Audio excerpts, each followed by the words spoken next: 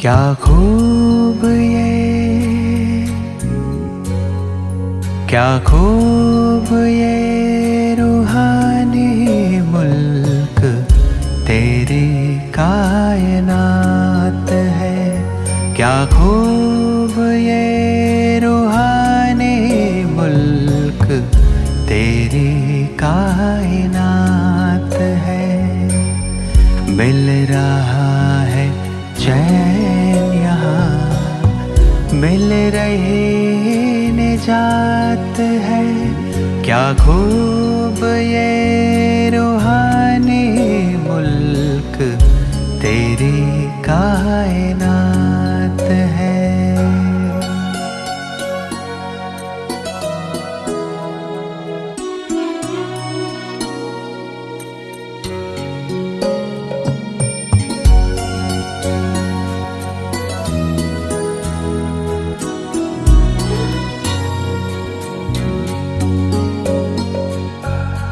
ना कोई आवाज़ यहाँ, ना कोई विचार है। ना कोई आवाज़ यहाँ, ना कोई विचार है। रोशनी ही रोशनी, आनंद बेशुमार है। रोशनी ही रोशनी, आनंद बेशुमार है। हो रही है रूबरू यहाँ तुमसे मुलाकात है। क्या खूब ये रूहानी मुल्क तेरी कायनात है।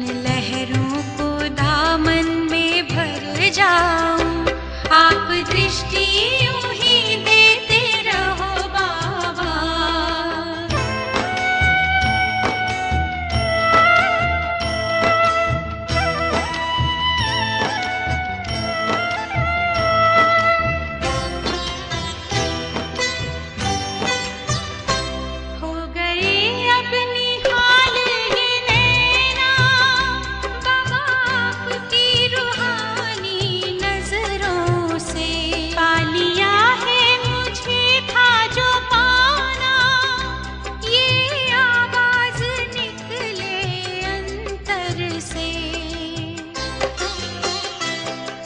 शक्ति यूं ही भरते रहो बाबा, आप शक्ति यूं ही भरते रहो बाबा।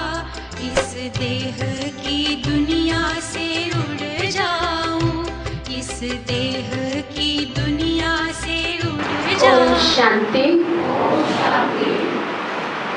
एक बार फिर से प्यार से सभी बोलेंगे ओम शांति। ओम शांति। तो आप सभी का बहुत बहुत बहुत स्वागत है परमात्मा के घर में, आपके अपने घर में।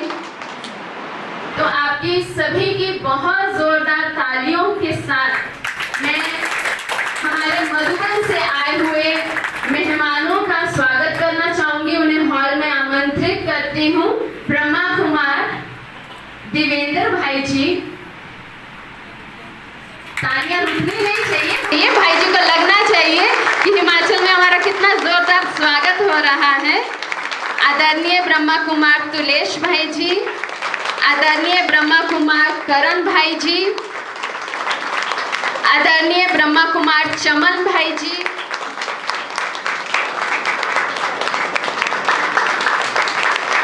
और इन सबको यहाँ लाने के निमित्त बनने वाले हमारे आदरणीय ब्रह्मा कुमार गोविंद भाई जी,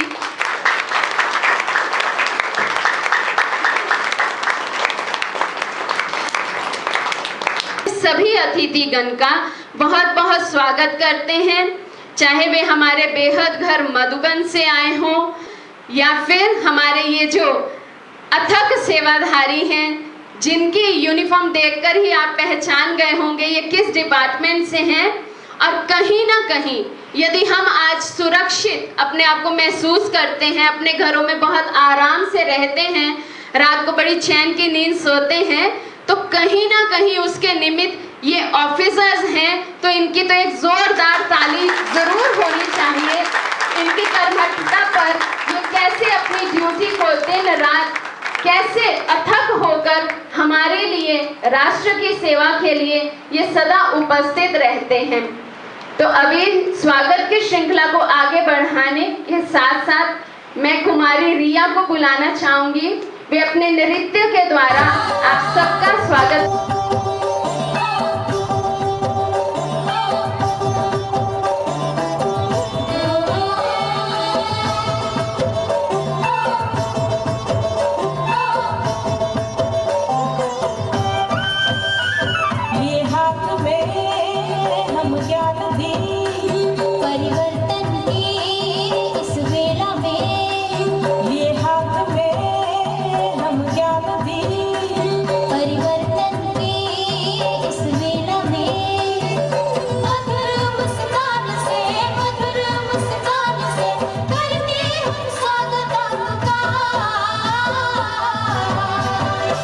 शुभ स्वागतम, शुभ स्वागतम, शुभ स्वागतम, शुभ स्वागतम।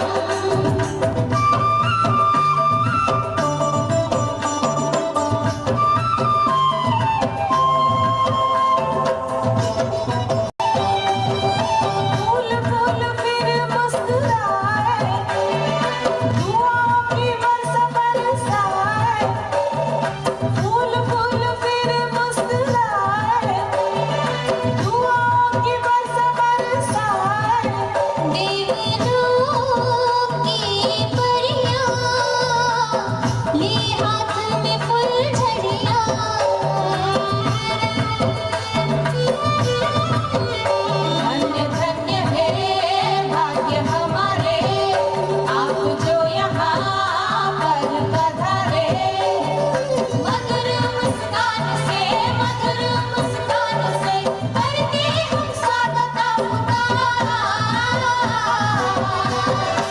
शुभ स्वागतम, शुभ स्वागतम।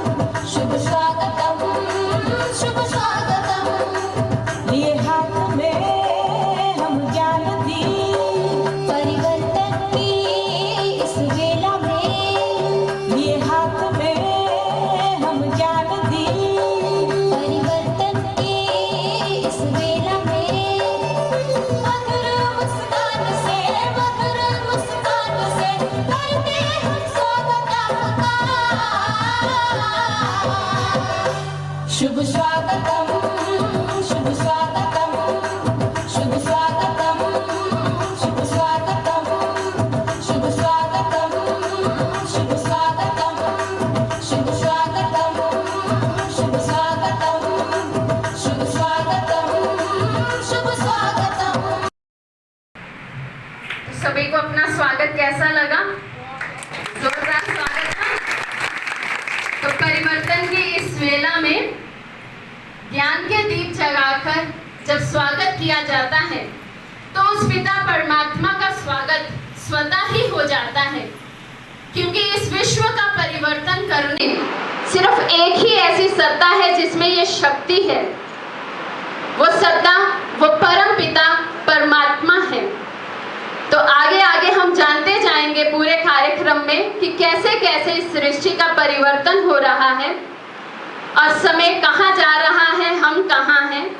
लेकिन अभी तक हमने किया वाणी से स्वागत, नृत्य से स्वागत, अभी हम करेंगे श्रृंगार से स्वागत अपने अतिथियों का।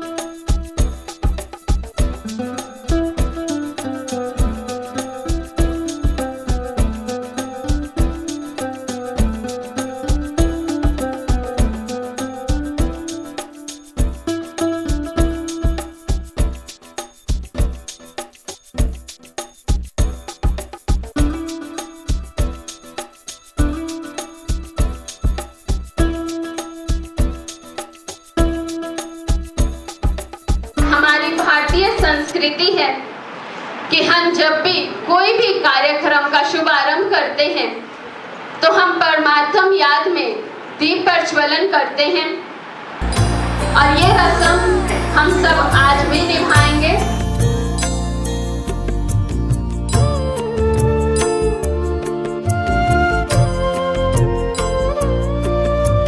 शुभं कुरुत्वं कल्याणं आरोग्यं धनसम्पदः। शुभं कुरुत्वं कल्याणं आरोग्यं धनसम्पदः।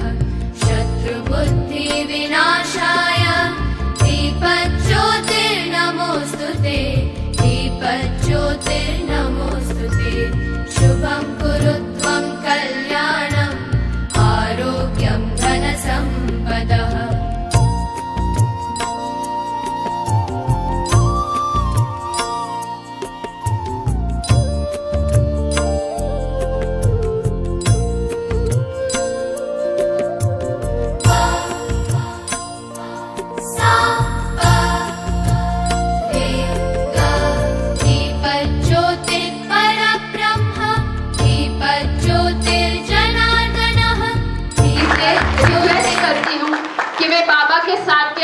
अनमोल अनुभव हमें सुनाएं। ओम शांति।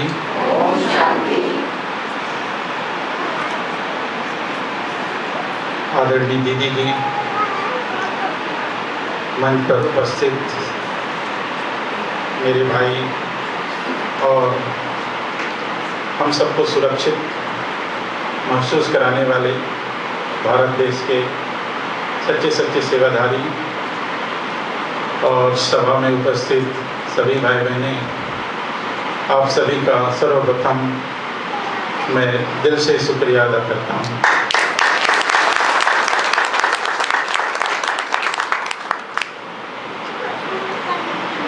संसार में बहुत थोड़ी सी आत्माएं होती है जो मन इच्छित फल प्राप्त कर लेती हैं।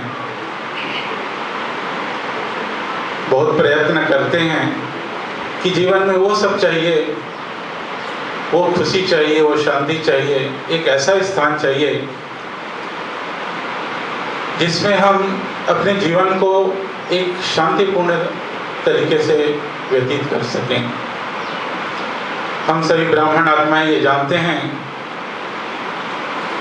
कि संसार की वर्तमान में सर्वश्रेष्ठ भूमि मधुबन, जिसको हम प्यार से कहते हैं सच्चा सच्चा तीर्थ स्थल, भगवान की कर्म भूमि, ऐसी कर्म भूमि पर रहने का, सहयोग देने का, वहाँ सेवा करने का जो अवसर प्राप्त हुआ, इसके लिए मैं बाबा का और ब्राह्मण परिवार का दिल से शुक्रिया अदा करता हूँ।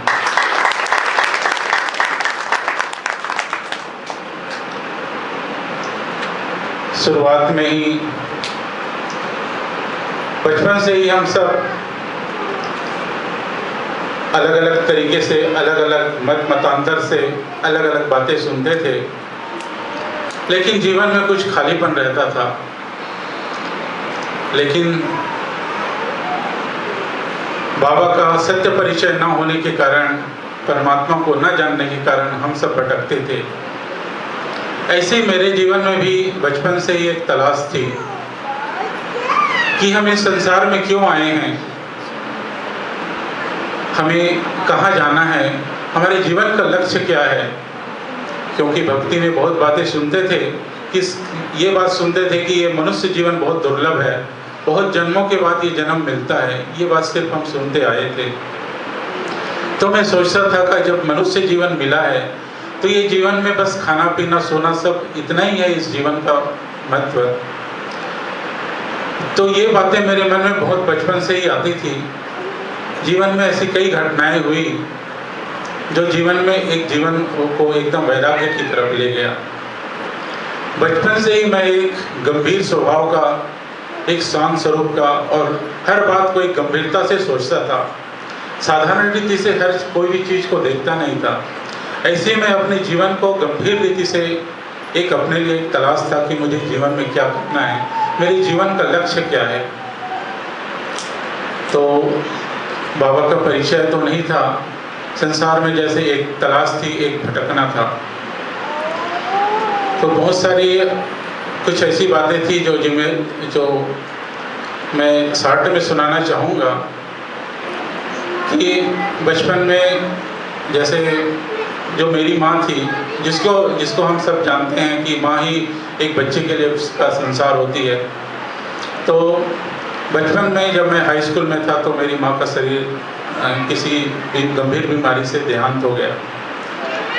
और उस समय की स्थिति ऐसी थी कि मैं तो मतलब हाई स्कूल में पढ़ता था, लेकिन बचपना तो था ही, और शरीर भी ऐसा छूटा जो मेरी आंखों के सामने। मैं माँ को कटोरी से दूध पिला रहा था और दूध का 2 चम्मच ही उनके मुख में डाला था और जैसे मेरी बाहों में ही उन्होंने अपना शरीर छोड़ दिया। तो ये जो घटना घटी थी वो मेरे जीवन के लिए एक बड़ा सदमा था कि इस संसार में व्यक्ति ऐसे ही चला जाता है बिना कुछ किए। तो मैं ये सोचता था कि अगर संसार में ऐसे ही चले जाना है तो कुछ करके जाना चाहिए, जीवन को ऐसे ही व्यर्थ नहीं गंवाना चाहिए। और उस घटना से मेरे जीवन को एक वैराग्य की तरफ ले गया। मैं सोचता था कि मैं इस संसार को छोड़कर कहीं जंगल में चला जाऊं या कहीं जाके तपस्या करूं। तो उस समय सही मार्गदर्शन नहीं मिलता था। तो एक दिन की बात है, मैं एकांत में टहल रहा था और मुझे बाबा का एक गीत सुनाई दिया, जीवन जीने की कला सिखलाता है राजयोग। तो मैं पैदल टहल रहा था, शाम के वक्त ये गीत सुनाई दिया तो मुझे ऐसा महसूस हुआ कि ये कोई गीत नहीं बज रहा है, कोई मेरा आह्वान कर रहा है, मुझे कोई बुला रहा है, कोई ऐसी शक्ति है जो मुझे अपनी तरफ खींच रहा है। मुझे भगवान का परिचय नहीं था, ब्रह्मा कुमारी का परिचय नहीं था, नहीं मुझे किसी ने इसके बारे में कोई निमंत्रण दिया था, लेकिन मुझे लगा कि कोई मुझे बुला रहा है, कोई मेरा आह्वान कर रहा है। ऐसी कौन सी शक्ति है, इस गीत में क्या जादू है जो मुझे अपनी तरफ खींच रहा है। तो मैं उस गीत के खिंचाव में उस चुंबक की तरह जैसे मुझे कोई खींच रहा था और मैं चला गया। मुझे किसी ने परिचय नहीं दिया था कि यहाँ पर चलता है। तो मैं वहाँ पर चला गया जहाँ पर ये आवाज़ आ रही थी और जाके लास्ट पीछे जाके बैठ गया। उस स्थान में मैं पहली बार गया था, मुझे इसका कोई परिचय नहीं था, लेकिन मुझे लगा कि कोई शक्ति है मुझे खींचा है, किसी ने मुझे यहाँ बुलाया नहीं है, मैं अपनी मर्जी से नहीं आया हूँ, मुझे कोई शक्ति नहीं यहाँ पर खींच कर लाया है। ऐसी आगे क्या शक्ति है जो मुझे इतना चुंबक की तरह खींच लिया है, वो मैं जानना चाहता था। और मैं जाके चुपचाप पीछे जाके बैठ गया। लाल लाइट हुई और लाल लाइट में सभी एकदम शांति से बैठे थे, मैं भी पीछे जाके शांति से बैठ गया था। कुछ समय के बाद सभी भाई बहन चले गए, सफेद लाइट हुआ, लेकिन मैं जाके पीछे बैठा ही रहा, मैं अकेला रह गया।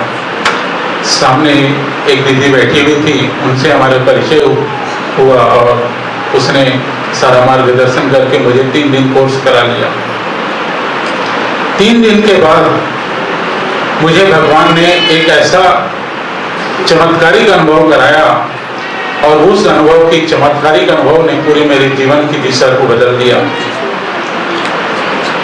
3 दिन कोर्स के बाद जब मैं बाबा की याद में जब बैठा तो मैं इस शरीर से बिल्कुल डिटैच हो गया, बिल्कुल अलग हो गया और मैं विस्पष्ट रूप से देखने लगा कि मैं इस शरीर से उड़ता हुआ कहीं ऊपर जा रहा हूँ। वही खिंचाव, वही चुंबकीय शक्ति जो मुझे शुरुआत में जब मुझे शुरुआत में अनुभव हुआ था कि कोई मुझे खींच रहा है, बुला रहा है, ऐसे ही यहाँ मुझे बैठे बैठे ऐसा अनुभव हुआ कि ऊपर मुझे कोई बुला रहा है। तो ऊपर जाके देखा तो ब्रह्मा बाबा का जो फरिश्ता स्वरूप, लाइट का स्वरूप, उसका अनुभव हुआ और जैसे बाएं पसारे मुझे अपने तरफ खींच रहा था। मुझे कुछ महसूस नहीं हुआ और मेरे अंदर भी ऐसे कुछ बोलने की, अपनी भावनाओं को प्रकट करने की इतनी शक्ति नहीं थी। मैं उस अनुभव में उड़ता हुआ ऊपर चला गया और बाबा की मुझे कुछ शब्द, कुछ आवाज सुनाई दिया कि बच्चे, जिसके लिए तुम भटक रहे थे, जिस शांति के लिए तलाश कर रहे थे, वो तुझे यहाँ आके मिला, आओ मेरे पास करके। और मैं उनकी बाहों में समा गया।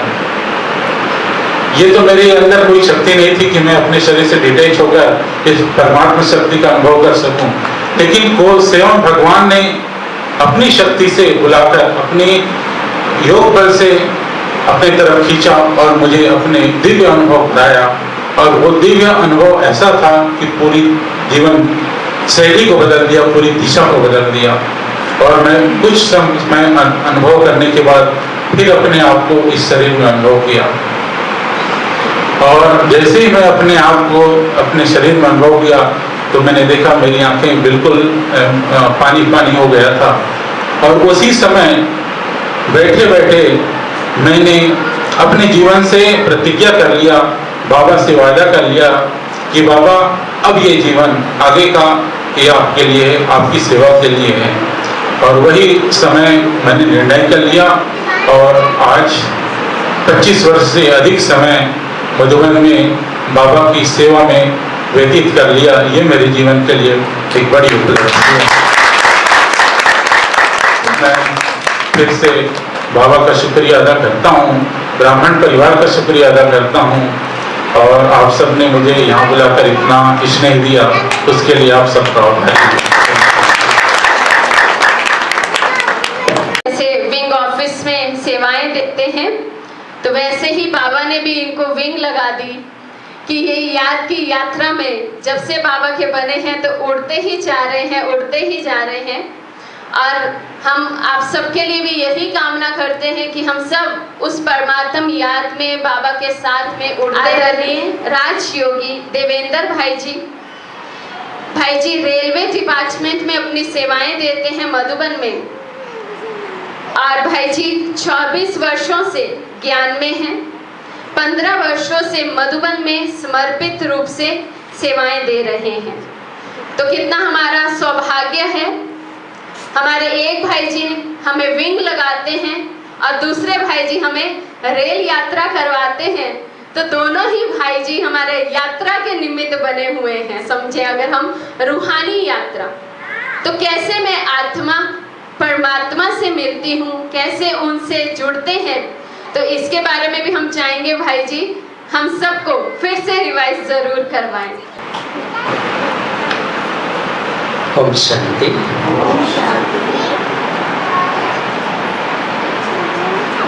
बाबा ने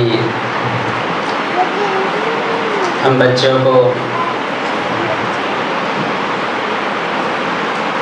इस पुरानी दुनिया से चुन चुन करके अपना बनाया है।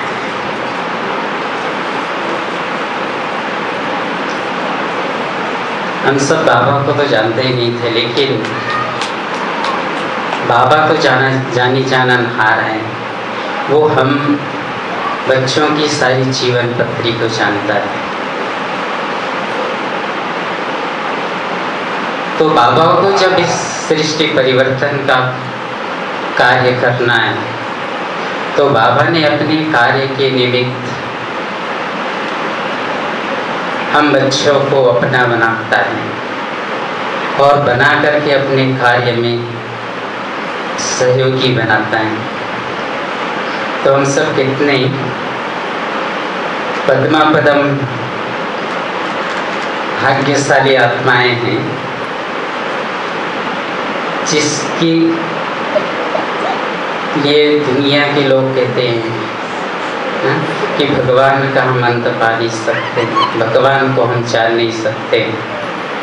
तो वो भगवान की नज़र हमारे ऊपर पड़ी है।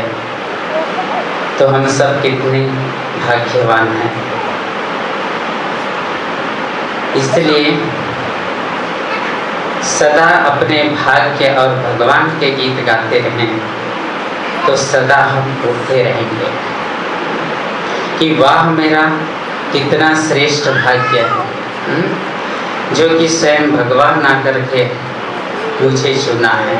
मैं कहाँ था और क्या बन गया। तो यदि ये स्मृति रहे कि मैं भगवान की सेलेक्टेड आत्मा हूँ, भगवान के कार्य के मददगार बना हूँ, तो जीवन में सदा खुशी रहेगा, उमंग उत्साह रहेगा और सदा हम उड़ते रहेंगे।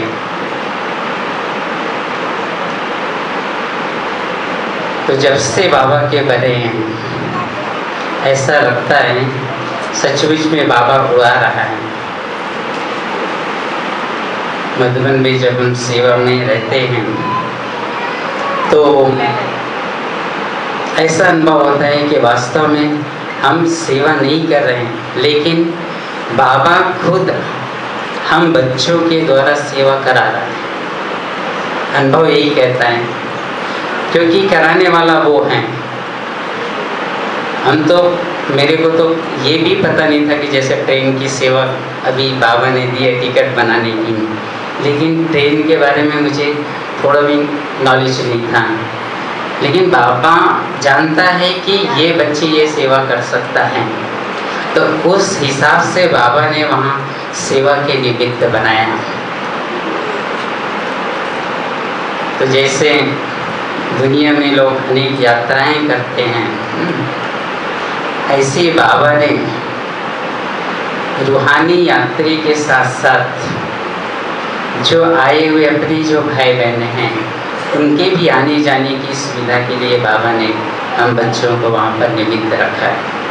कई भाई बहनों का ये अनुभव लोग भी सुनाते हैं कि आपके स्थान पे हम यहाँ सेवा देते ना तो हम तो टिक नहीं पाते, क्योंकि वो जो सेवा का स्थान है वहाँ पर मन बहुत धैर्यता चाहिए, सहनशीलता चाहिए, क्योंकि कोई कुछ बोलेगा, कुछ कहेगा, कोई बार बार उसी बात को रिपीट करेगा कि भाई ट्रेन ये कहाँ से कहाँ जाएगी, वो पूछेगा कितना लगेगा, और कई कई बातें पूछते हैं, तो सारी चीज़ों को उसको बताना पड़ता है। तो जब वो बताते हैं, और कईयों को तो कम से कम 15 मिनट भी बताना पड़ता है, तो उनको कई बार ऐसा लगता है कि वास्तव में सहनशीलता हो तो ऐसा। तो इस प्रकार से कई प्रकार की बातें आती है, लेकिन सब कुछ बाबा को हम चाहे अच्छा हो चाहे बुरा हो, लेकिन सब बाबा को ट्रांसफ़र कर देते हैं, क्योंकि कराने वाला कौन है? बाबा हैं। तो बाबा का कार्य है, कराने वाला बाबा है, हम केवल निमित्त हैं। तो हम सहज ही उड़ते रहते हैं, क्योंकि सब कुछ बाबा जाने और ट्रांसफ़र कर दिया। तो ऐसे ही कोई भी क्षेत्र में हम हैं, चाहे घर गृहस्थ में रहते हैं, चाहे कारोबार में रहते हैं, लेकिन उसमें रहते हुए भी हम अपने आप को निमित्त समझकर, ट्रस्टी समझकर यदि हम उस कार्य को करते हैं या उस सेवा को करते हैं, तो सहज ही हम उससे हमको बोझ महसूस नहीं होता, सहज अनुभव होता है, और हम सदा हल्के होकर के उड़ते रहते हैं। इसलिए सदा ये स्मृति रहे कि बाबा मेरे साथ है, जिसने बनाया है वो हर पल हर क्षण मेरा मददगार है। यदि ऐसी स्मृति है तो सदा ही हम बेफिक्र बादशाह रहेंगे। तो ऐसे बेफिक्र बादशाह यदि बन करके रहेंगे तो सदा हम उड़ते रहेंगे और जीवन में सदा आगे बढ़ते रहेंगे। तो मेरा तो यही है कि अंत का भी अभी अंत का समय चल रहा है, तो ब्राह्मण बच्चों को अपने अलर्ट हो जाना चाहिए कि बाबा जो हम बच्चों से आस रखा है कि यही बच्चे मुझे सारे विश्व की जो आधार स्तंभ है और इसके द्वारा ही मुझे नई दुनिया की स्थापना करना है, यही बच्चे मेरे काम के हैं। तो इसी बच्चे को मुझे संपन्न और संपन्न बनाना है। तो हम बच्चों को अब बाबा की जो आस है वो हम बच्चों को भी पूरा करनी है। दुनिया में भी किसी के ऊपर होता है ना, भरोसा करते हैं, लेकिन बाबा को देखो इतने सालों से हम बच्चों पर है कि यही बच्चे करने वाले हैं, तो हम बच्चों को भी क्या करना है? बस अपने आप को संपन्न बनाना है। तो अपने आप को संपन्न जितना बनाएंगे और बनाएंगे तो बाबा भी हम पर खुश राजी रहेगा और बन जाएंगे। तो सहज ही बाबा अपने साथ अपने पलकों पर बिठा करके हमें अपने घर ले जाएगा और फिर से नई सत्य की दुनिया में भेज देगा। इसलिए जीवन में, इस ब्राह्मण जीवन में कभी भी हमें निराश नहीं होना। भगवान के बनने के बाद भी यदि हमारे जीवन में खुशियाँ नहीं है, मुँह गुस्सा नहीं है, तो ये ब्राह्मण जीवन कोई काम का नहीं है। इसलिए सदा ही हमें ये स्मृति रखना है कि भगवान मेरे साथ है, भगवान की छत्र छाया मेरे साथ है, उसकी छत्र छाया में मैं पल रहा हूँ। तो सदा ही हम उड़ते रहेंगे और ऐसा महसूस होगा कि जैसे हम बाबा की बाहों में हैं और हम बाबा के साथ सहज ही हम घर चलेंगे। तो इस प्रकार से हमें अभी अपने आप को संपन्न बनाने का श्रेष्ठ लक्ष्य रख करके जल्दी जल्दी इस बाबा के कार्य को हम संपन्न करें और वापस घर जा करके हम अपने राज्य में इस प्रकार से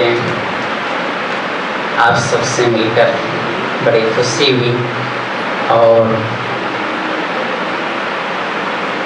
दीदी जी का और आप सबका आए हुए जो मेहमान हैं उन सबका बहुत दिल से धन्यवाद है। भाई जी ने हमें ये याद दिलाया कि हमें सदा ही उमंग उत्साह में रहना है, अपने याद के और प्यार के उमंग उत्साह के पंख लगाकर सदा बाबा के साथ इस नील गगन से पार उड़ते जाना है, क्योंकि परमात्मा के रहने का स्थान परम धाम इन 5 तत्वों से पार है। तो वहाँ पार जाना तो है ही, लेकिन जैसे हम किसी भी यात्रा पर जाते हैं, कोई भी हमारा डेस्टिनेशन होता है, तो उस डेस्टिनेशन के लिए हम तैयारी तो पहले ही करते हैं। तो इसी तरह से ये जो परिवर्तन की वेला चल रही है, इसमें भगवान आकर, परमात्मा स्वयं आकर हमें बताते हैं कि हमें क्या तैयारी करनी है कि हम आगे भी अच्छी दुनिया में जाएं, जिस दुनिया की भाई जी ने भी याद दिलाई कि हमें उस सतयुग में जाना है, उस स्वर्णिम युग में जाना है। तो स्वर्णिम युग में जाने के लिए कौन कौन तैयार है, जरा हाथ खड़े करके तो बताएं। तो कौन कौन जाना चाहते हैं उस सतयुग में, उस स्वर्णिम दुनिया में?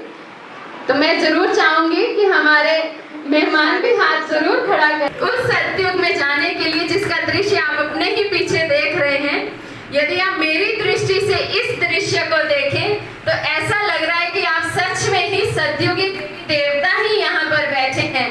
वो महान आत्माएं यहाँ पर बैठी हैं जो विश्व के परिवर्तन के निमित्त हैं। चाहे हम अपने लौकिक नौकरी के रूप से विश्व का परिवर्तन कर रहे हैं, चाहे हम रूहानी सेवाधारी बनकर विश्व के परिवर्तन में लगे हुए हैं। तो एक नजर से देखें तो हम सब यहाँ कौन सी सभा बैठी है? सेवाधारियों की सभा बैठी है, क्योंकि भगवान का हमें यही आदेश है कि उनका साथ हमें देना है। देखो, सबसे पहले तो भाग्य की ये बात है, हमने कभी ऐसा नहीं सोचा होगा किसी ने भी कि भगवान को भी किसी के साथ की जरूरत है। क्या किसी ने ऐसा कभी सोचा था कि भगवान को किसी के साथ की जरूरत है? हम तो भगवान से ही साथ मांगते हैं, लेकिन ये भी उस भगवान का ही बड़प्पन है। करना चाहे वो अकेले भी सब कुछ कर सकते हैं, लेकिन फिर भी वे हमारा भाग्य बनाने के लिए हमें अपना साथी बनाते हैं, हमारी एक उंगली का सहयोग वे हमसे मांगते हैं। तो वो सहयोग है कि मुझे खुद भी सदा उमंग उत्साह में रहना है, सदा पॉजिटिव रहना है, और दूसरों को भी, अपने साथ रहने वालों को भी कैसे रखना है? कैसे रखना है? उत्साह में रखना है, क्योंकि जिसको स्वर्णिम युग में जाना है, सतयुग में जाना है, तो सतयुग की पहली निशानी है वहां कोई गम नहीं। हम एवर हेल्दी एवर वेल्दी हैं। तो एवर हेल्दी एवर वेल्दी होने वाली आत्माएं कैसी रहेंगी? यहाँ पर भी एवर हैप्पी रहेंगी, तो वहां पर एवर हेल्दी रहेंगे। तो कौन कौन आज शिव बाबा से वायदा करता है कि मैं एवर हैप्पी रहूंगा? अब वो हाथ खड़ा करो जो जो आज सच्ची में प्रतिज्ञा करते हैं शिव बाबा से कि कुछ भी हो जाए। क्योंकि शिव बाबा ने हमें एक और बहुत अच्छा पॉइंट दिया है कि ये सृष्टि रंगमंच पर जैसे कि ये ड्रामा चल रहा है, बहुत बड़ा नाटक चल रहा है। इस नाटक में हम सबका अपना अपना पार्ट है। तो जब हम ऐसे अपने जीवन को व्यतीत करते हैं कि मैं एक्टर हूँ, मेरे साथ रहने वाली आत्माएं भी एक्टर हैं और हर एक एक्टर का अपने रीति से पार्ट एक्यूरेट है।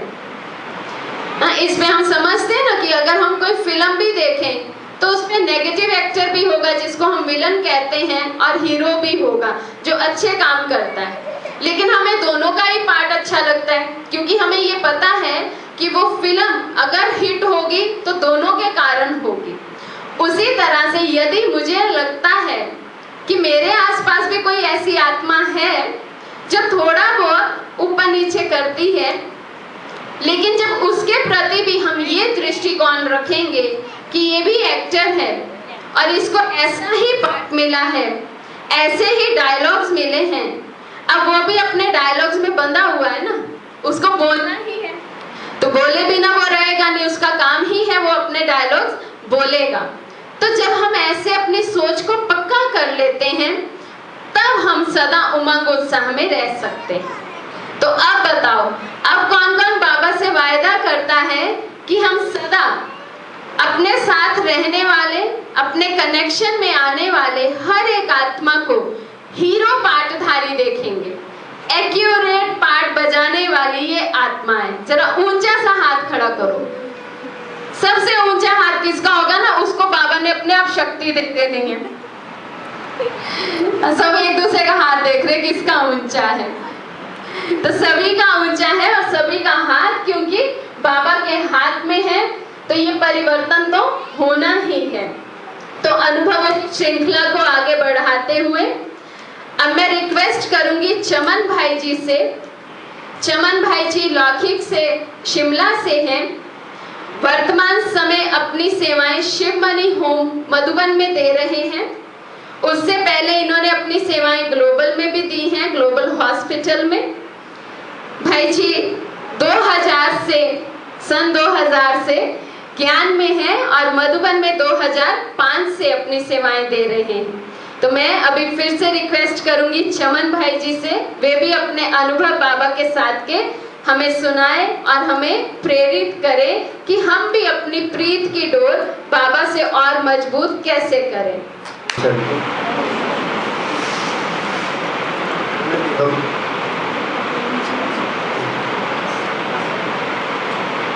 घर में भी हम जो है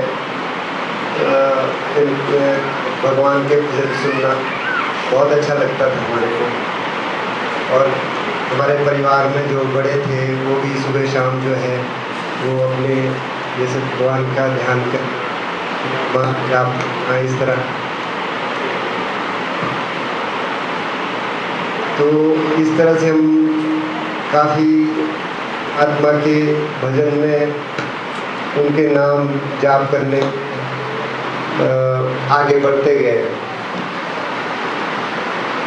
तो एक दिन ऐसा आया कि हमारे गांव से ही एक भाई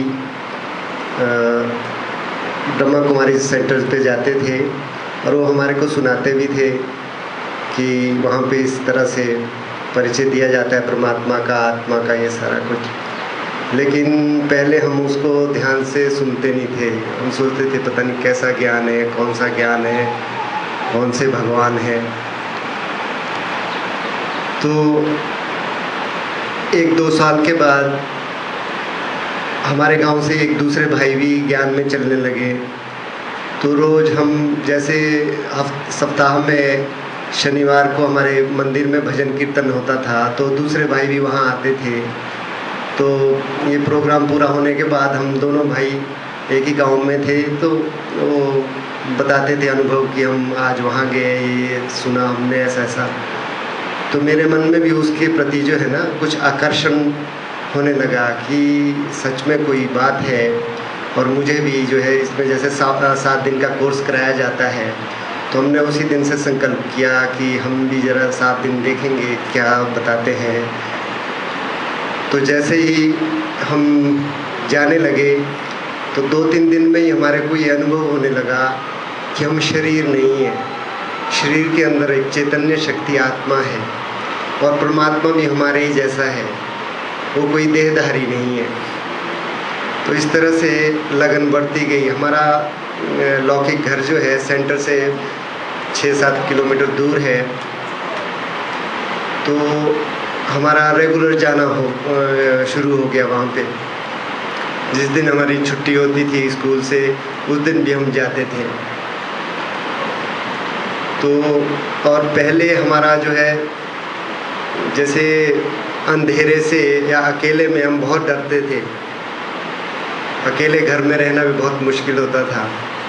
लेकिन जैसे ही हमारे को ये पता चला कि मैं आत्मा हूँ, अजर अमर अविनाशी हूँ, कोई भी चीज़ मुझे मार नहीं सकती है, तो अंदर का भय एकदम ख़त्म हो गया। फिर हम रात में बाहर भी जाते थे, कहीं भी घर में भी रहते थे, तो कोई भी भय नहीं रहता था हमारे को।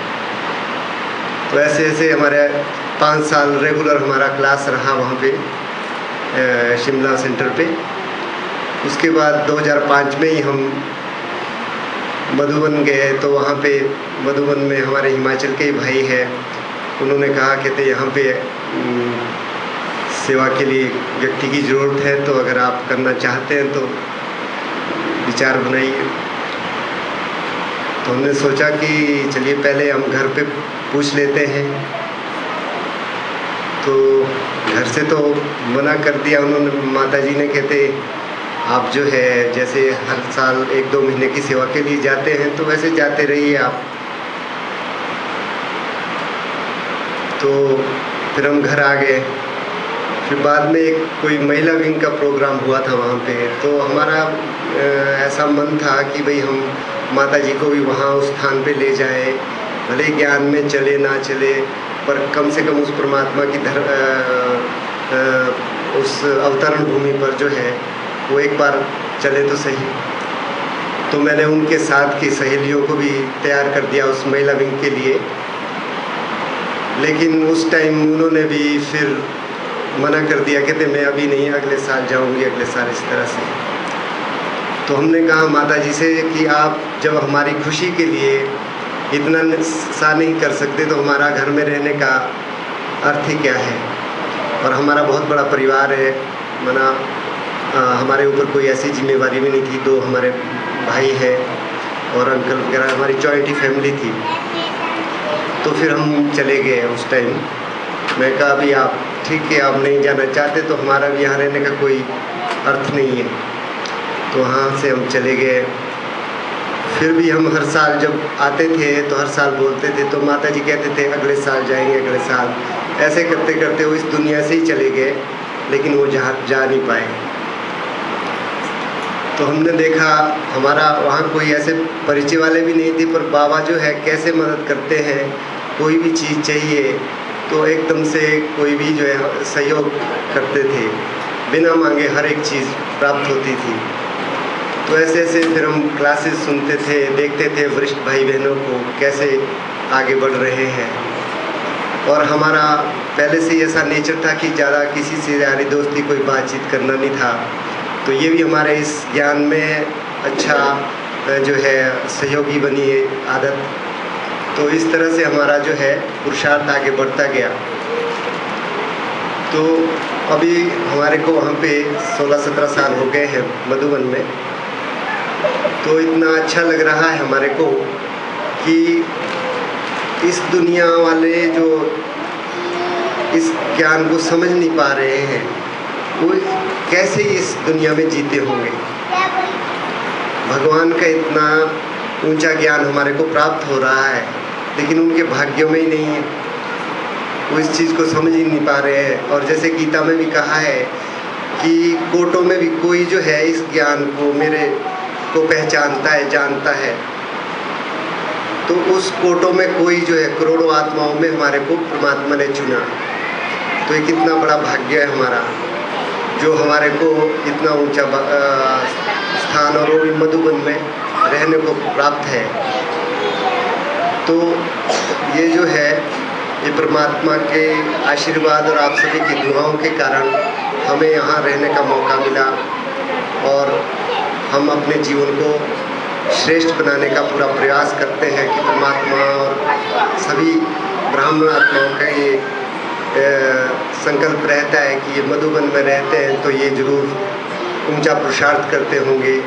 तो वही हम सबको के संकल्प को ध्यान में रखते हुए कि हमारे से कोई भी ऐसी गलती ना हो या हमारे में ऐसी कोई कमी ना हो जिसके कारण आप भाई बहनों के संकल्प को, विचार को ठेस लगे। तो हम अपने पुरुषार्थ को, अपने जीवन को परिवर्तन करने में पूरा प्रयास करते रहते हैं। और परमात्मा भी हमें हर पल जो है, हर स्थिति के लिए, परिस्थिति के लिए तैयार करते रहते हैं। पहले से ही बता देते हैं कि आगे ये परिस्थितियाँ आएगी और आपको उस समय अपने स्थिति को कैसे बना के रखना है। तो हम आपसे यही गुजारिश करेंगे, आप सभी तो सभी सेंटर पे आते ही हैं, तो हमें कभी भी किसी को देखना नहीं है। सबका पार्ट अपना अपना है। हमें सिर्फ बाबा को देखना है और जो वरिष्ठ भाई बहनें हैं, जो तीव्र पुरुषार्थी है, हमें केवल उन्हीं को देखना है और उन्हीं के जैसे अपने स्वभाव, संस्कार, अपनी आदतों को बनाना है। अच्छा, ओम शांति। भाई जी ने भी एक कदम रखा हिम्मत का और बाबा ने कहां से कहां उड़ा दिया। भले माता जी ने पहले मना भी किया, लेकिन ये अपनी दृढ़ता पर अड़े रहे और आज देखिए कितना हमारा सबका भी ये ध्यान रखने का इनका संस्कार ही बन गया होगा ना अब तो, क्योंकि पहले ग्लोबल में सेवा दी, अभी शिव मनी होम। जो शिव मनी होम को नहीं जानते तो मैं बता दूं, वो ओल्ड एज होम है जो मधुबन में बनाया गया है, तो जिसमें बाबा के ही बच्चे रहते हैं। एक एज के बाद वहाँ पर रखा जाता है और सब उसका ध्यान, उनका सब कुछ रखने के निमित्त भाई जी हैं वहाँ पर सेवाधारी बाबा ने बनाया हुआ है। तो कई बार पूछते हैं ना कि तुम्हें कौन देखेगा जब तुम बूढ़े हो जाओगे, तो अभी आप सब भी गर्व से कह देते हैं, कह सकते हैं कि हम बूढ़े भी हो जाएंगे तो हमें देखने वाला कौन है। अरे नशे से निकलना चाहिए ना, हमें देखने वाला कौन है?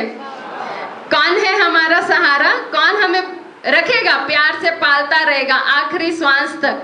देखो, भगवान ही एक ऐसी परम सत्ता है जो हमसे ये वायदा करते हैं कि कैसे भी हैं आप, क्योंकि हम पहले कैसे कैसे थे, कैसे कैसे हमारे संस्कार थे जब हम बाबा को नहीं जानते थे, बाबा के नहीं बने थे। तो ऐसे संस्कारों वाली आत्मा को भी बाबा ने चुना है, अपना बनाया है, और वो शक्ति हम में भर रहे हैं कि हम अपने संस्कार परिवर्तन से इस विश्व का परिवर्तन कर सकें। जैसे कि आप यहाँ बैनर भी देख रहे हैं, स्व सशक्तिकरण से राष्ट्र सशक्तिकरण होगा। तो स्व को सशक्त करने के लिए वो परमात्म शक्ति के बिना तो हो ही नहीं सकता है। तो जिन्हें नहीं पता है, और खासकर हमारे आए हुए खास मेहमान, क्योंकि हमारे ये भाई तो हमें अपने परिवार के लगते ही हैं, लेकिन आप भी आज से तो पक्का ही हमारे परिवार का एक हिस्सा बन चुके हैं, परिवार के सदस्य बन चुके हैं।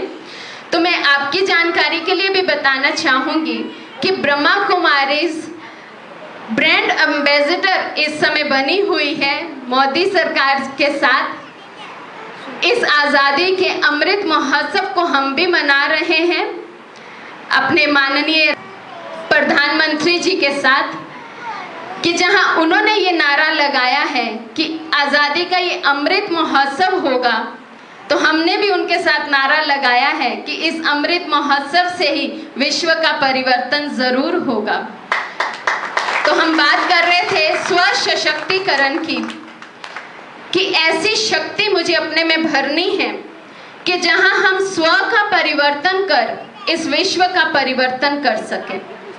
आज दिन तक जब हमारी ये धारणा थी कि दूसरा बदले, दूसरे को ऐसा करना चाहिए, दूसरे को ऐसा बोलना चाहिए, दूसरे को ऐसा सोचना चाहिए, जब तक ये धारणा थी, ये मान्यता थी, तो कहीं ना कहीं हम सब अनुभवी हैं कि हमारे अंदर भी वो शांति नहीं थी, वो खुशी नहीं थी। क्यों नहीं थी? क्योंकि हम दूसरे को देखने में बिजी थे। मुझ में भी तो कितने ऐसे पॉइंट्स होंगे, कितनी ऐसी बातें होंगी जो मुझे बदलनी चाहिए, ये मेरे अंदर चलता है। लेकिन उस बदलनी चाहिए को जब मैं बदलने जाता हूँ तो मुझे भी तो कितनी मेहनत लग रही है। मैं चाहता हूँ अपने को बदलना, लेकिन बदलने में रही है। तो जिसके लिए मैं ये सोच रहा हूँ कि इसको भी बदल जाना चाहिए, हो सकता है वो भी उसी यात्रा पर हो, उसको भी मेहनत ही लग रही हो। अब मेहनत सबकी अपनी अपनी है, कोई तो ज्यादा मेहनत कर लेते हैं, अपने पर ज्यादा अटेंशन देते हैं तो वो जल्दी बदल जाते हैं, कोई वो मेहनत थोड़ी कम करते हैं, थोड़ा अटेंशन कम होता है तो उनको ज्यादा समय लगता है। लेकिन हम ये नहीं कह सकते कि जिसको ज्यादा समय लग रहा है वो कभी बदलेगा ही नहीं। ऐसा तो नहीं कह सकते ना कि वो बदलेगा ही नहीं, वो बदले तो क्यों ना हम अपने अंदर में ये भर लें कि मुझे बदलना है। तो शिव बाबा वो पिता परमात्मा भी हमसे यही अपेक्षा रखते हैं कि हम सब इस नारे को पक्का करें, स्व परिवर्तन से विश्व परिवर्तन। तभी हम स्वयं सशक्त होकर अपने राष्ट्र को सशक्त बना सकते हैं। तो क्या आप सब हमारे इन भाइयों का सहयोग देने के लिए तैयार हैं, जो दिन रात हमारे लिए राष्ट्र की सेवा में लगे हुए हैं? इन्हें भी तो हमारा सहयोग चाहिए। यदि हम ये सोच लें कि हम कोई कानून नहीं तोड़ेंगे, चाहे वो इस दुनिया का हो, चाहे जो परमात्मा ने हमें कानून नियम बताए हैं वो हो, जब हम ये सोच लेंगे कि हम किसी भी कानून का उल्लंघन नहीं करेंगे तो इनकी जॉब इजी हो सकती है, हो सकती है। कौन कौन मानते हैं कि हो सकती है? इनकी जॉब हमारे पर बेस है, मानते हैं? तो जब हम खुद अपने आप से वायदा कर लेंगे कि मुझे झूठ नहीं बोलना है, मुझे कोई कानून नहीं तोड़ना है, मुझे कोई नियम का उल्लंघन नहीं करना है, तो इनके अंदर से भी दुआएं निकलेंगी और वो दुआएं हमें ऊपर कहाँ ले जाएंगी? शिव बाबा के साथ बुद्धि योग जोड़ने में सहायता करेंगी, क्योंकि हमारी तरफ से ये सब हल्के हो जाएंगे कि ये आए हुए यहाँ पर जो भी आश्रम में हमें मिले ये सब बहुत अच्छे हैं। तो देना चाहेंगे ना हम ऐसा प्रूफ अपने इन भाइयों को भी कि हम बहुत अच्छे हैं, हमारी तरफ से आप निश्चिंत रहें, हम आपका सहयोग देते ही रहेंगे। हम अपने आप को इतना परिवर्तन करेंगे कि राष्ट्र परिवर्तन हो जाए, ये विश्व परिवर्तन हो जाए, ये कलयुग परिवर्तन हो, सतयुग आ जाए। तो सभी वायदा करते हैं, जो वायदा करते हैं अपने लिए ताली बजाएं, जोरदार ताली, अपने लिए कंजूसी नहीं। तो अभी हम अनुभवों को और सुनेंगे और मैं रिक्वेस्ट करती हूँ गोविंद भाई जी से। गोविंद भाई जी को लौकिक में ये यूपी के हैं, उत्तर प्रदेश के, इनको ज्ञान मिला परमाणु से और ये 24 वर्षों से ज्ञान में हैं, बाबा के साथ हैं। बाबा के लिए कहा जाता है विश्व रचयिता है वो, और उनके लिए कहा जाता है कि जिसकी रचना इतनी सुंदर वो रचयिता कैसा होगा। सुना है ना सभी ने? तो उस रचयिता का चित्र बनाना भी कितनी विचित्र सेवा है। कोई और किसी भी आम मनुष्य आत्मा के हाथ में आप ब्रश, पेंसिल, इरेजर ये सब पकड़ा दीजिए, वो तो पता नहीं क्या से क्या बना दें। लेकिन हमारे गोविंद भाई जी के हाथ में जब ये सब आता है तो भाई जी क्या बनाते हैं? बाबा के चित्र बनाते हैं, उस विचित्र रचनाकार का चित्र ये बनाते हैं। तो ये सेवा भी कितनी भाग्यवान आत्माओं को मिलती है कि सेवा भी कर रहे हैं, चित्र बना रहे हैं। अब जिसका चित्र बना रहे हैं, क्या उसके सिवाय इनको कोई और याद आता होगा?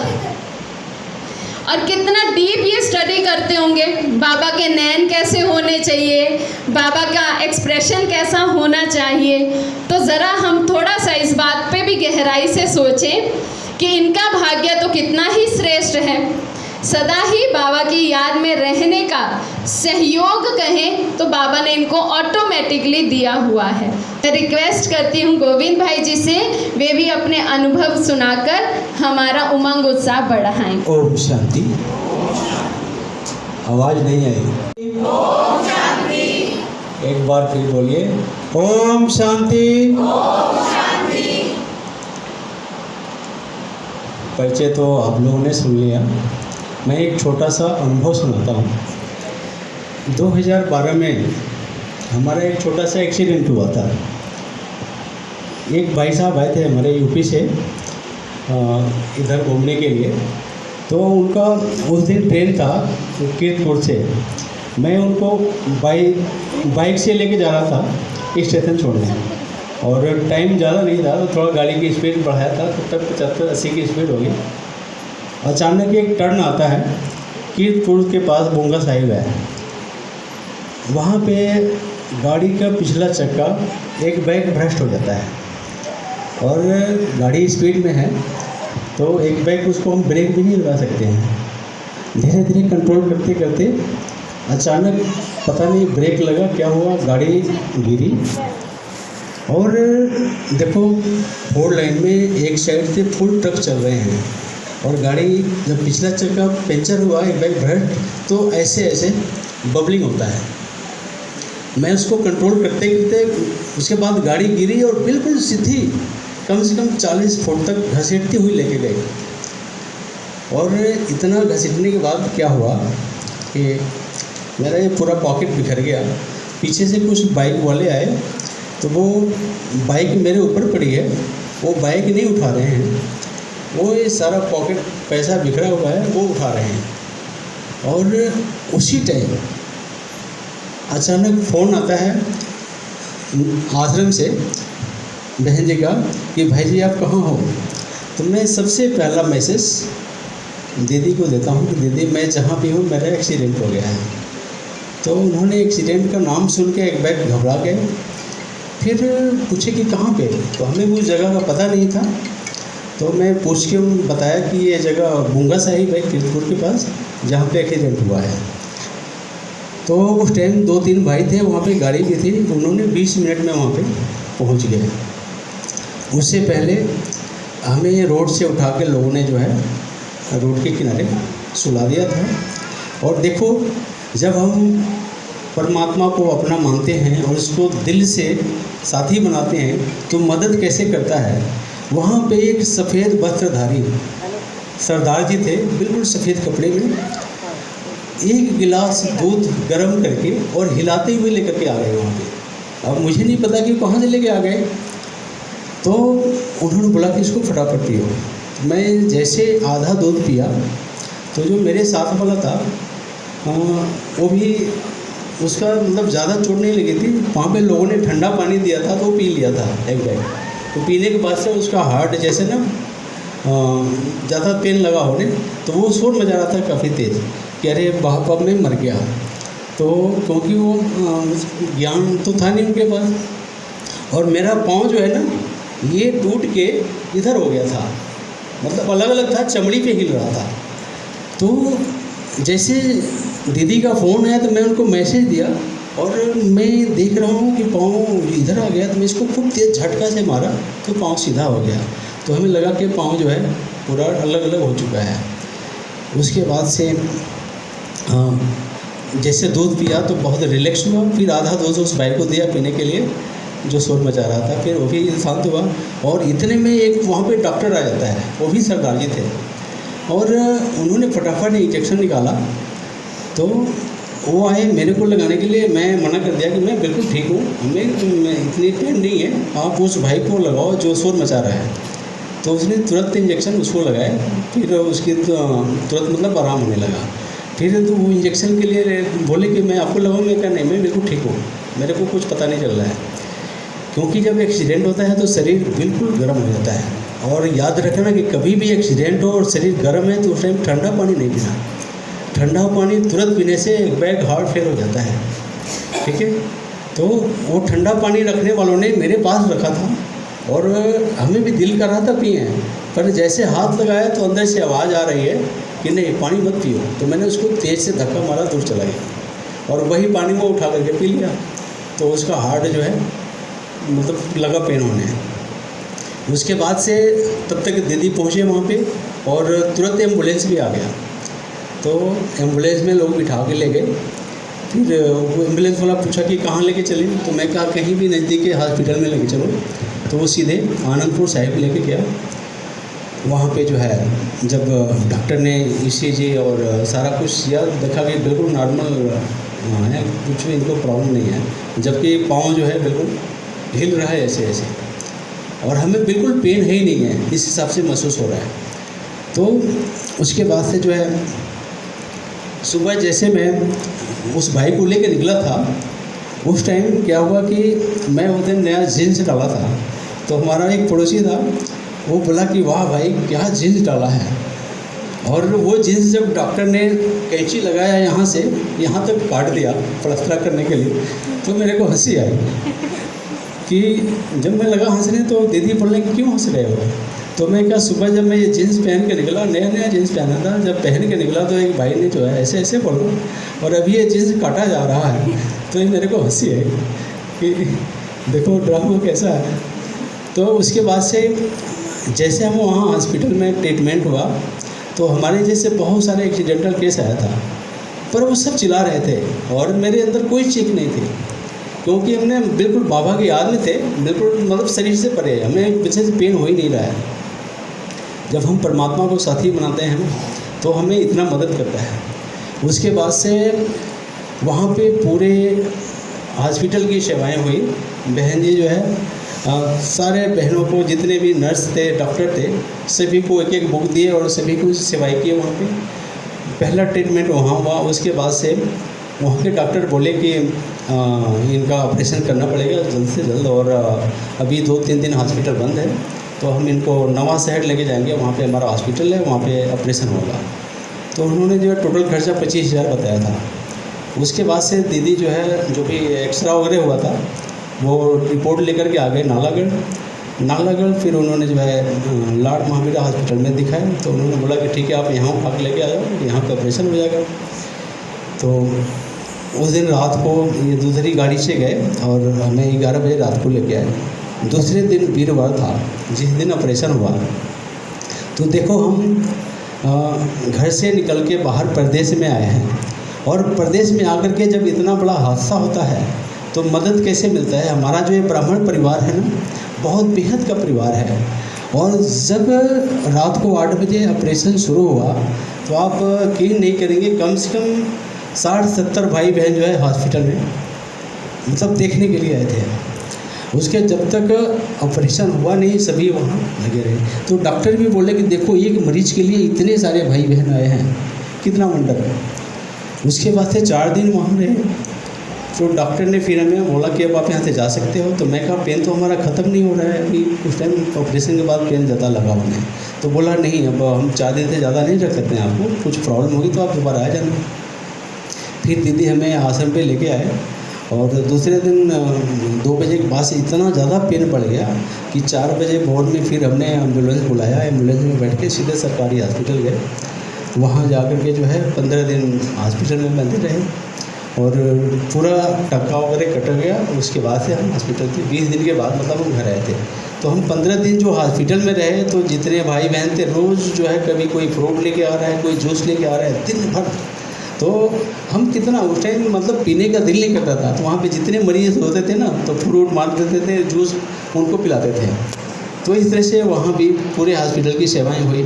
तो एक छोटी सी घटना से क्या होता है कि एक सेवा का निमित्त आदमी, और उस टाइम देखो क्या होता है कि जब एक छोटा सा घटना होता है तो आदमी घबरा जाता है कि अरे अब क्या होगा, और हमारे पीछे जो कारोबार है कौन संभालेगा। तो हमने एक खुशी हुई हमारे अंदर कि चलो, वैसे सुबह 3 बजे से उठते और पूरा दिन एकदम टाइम नहीं मिलता है, रात को 10 बजे 11 बजे फिर पहुँचो। तो खुशी ये हुई कि चलो इसी बहाने कम से कम 5-6 महीना रेस्ट करेंगे, ठीक है। तो 5-6 महीना रेस्ट किया, और उसके बाद देखो परमात्मा की मेहरबानी, पहले हम बाइक से चलते थे, फिर उसने जो है 4 व्हीलर नई गाड़ी खरीद के उसने दिया, और फिर उसके बाद से हमने फिर कभी बाइक पे नहीं चढ़ा। तो ये जो भी घटनाएं हमारी ज़िंदगी में आती हैं, वो हमें आगे बढ़ने के लिए आते हैं। अगर हम उन छोटी छोटी घटनाओं से घबरा जाएं तो इंसान कभी आगे नहीं बढ़ सकता। बस यही एक अनुभव है। ओम शांति। कहते हैं हमें तो डॉक्टर दवाई भी नहीं देते हैं, क्यों दवाई नहीं देते? वो कहते हैं आपके चेहरे से लगता ही नहीं आप बीमार हो। चाहे 104 बुखार में भी चले जाएं। कोई कोई ब्राह्मणों के रहते ना ऐसे अनुभव कि वो आकर हमें बताते, दीदी हम डॉक्टर के पास गए, डॉक्टर ने कहा आपको कुछ नहीं है। तो ऐसे बाबा कहते हैं चेहरे और चलन से हम कैसे सेवा कर सकते हैं। तो भाई जी ज्ञान में चल रहे हैं, नालागढ़ में रहते हैं, भाई जी के साथ ही अपनी सेवाएं भी दे रहे हैं, बाबा की याद में मस्त रहते हैं, मगन रहते हैं और दूसरों को भी यही एग्जाम्पल रूप में सिखाते हैं, समझाते हैं कैसे हमें बाबा के साथ रहना है हर पल। तो मैं करण भाई जी से भी रिक्वेस्ट करूंगी कि वे भी ज़रूर अपने कुछ ना कुछ अनुभव हमें सुनाएं, जिससे हमें और अधिक प्रेरणा भी मिले और अधिक ये समझ भी मिले कि कैसे एक बाबा पर जब हमें निश्चय है तो हमारी विजय हर कर्म में, हर परिस्थिति में हुई पड़ी है। तो आदरणीय करण भाई जी।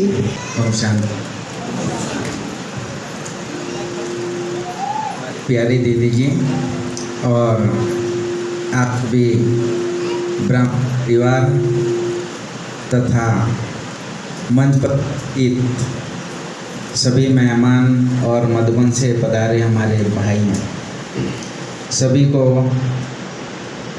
मैं दिल से धन्यवाद करता हूँ कि इस सभा में हम सभी के साथ एकत्रित हुए हैं, एकत्रित होने का मौका दिया है और अनुभवों के अथॉरिटी से ये है कि दुनिया में जैसे और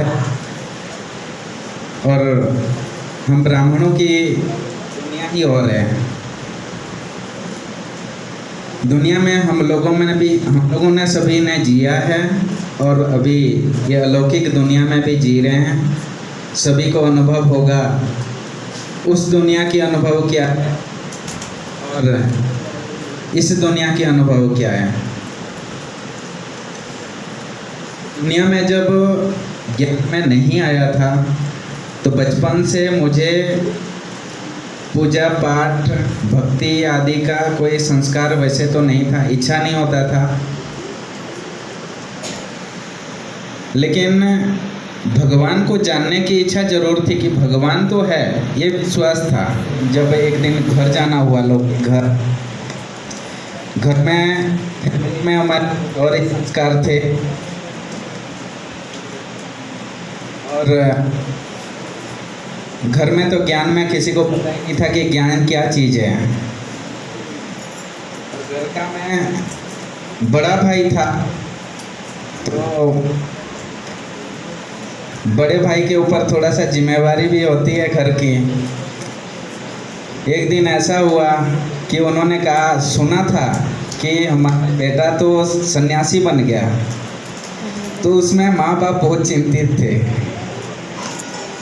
सभी को जैसे गया धीरे से मैंने मनाया युक्ति से। बाबा ने जैसे काफ़ी दिन हमने क्लास किया हुआ था तो युक्ति थोड़ा बहुत आ गया था। युक्ति से सभी को घर में बिठा करके कोर्स करवाया। उसके बाद निमित्त बहन से मिले, घर में गीता पाठशाला खुली, घर में और गांव में गीता पाठशाला चलने लगा।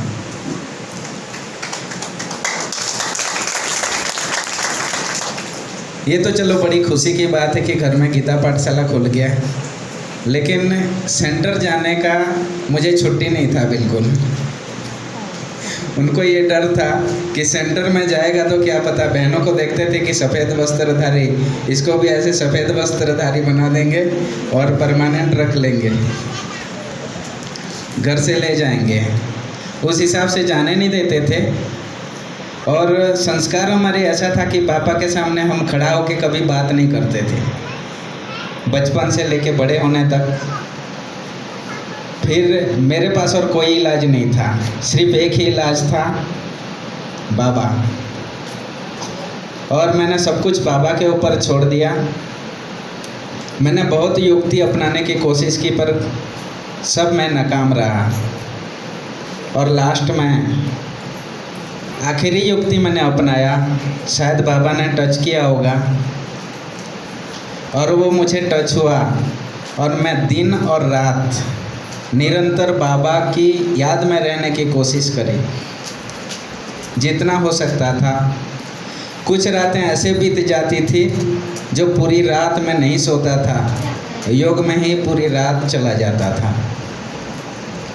ऐसे कुछ ही दिनों के बाद, 1-2 महीने के बाद धीरे धीरे असर दिखाई देने लगा।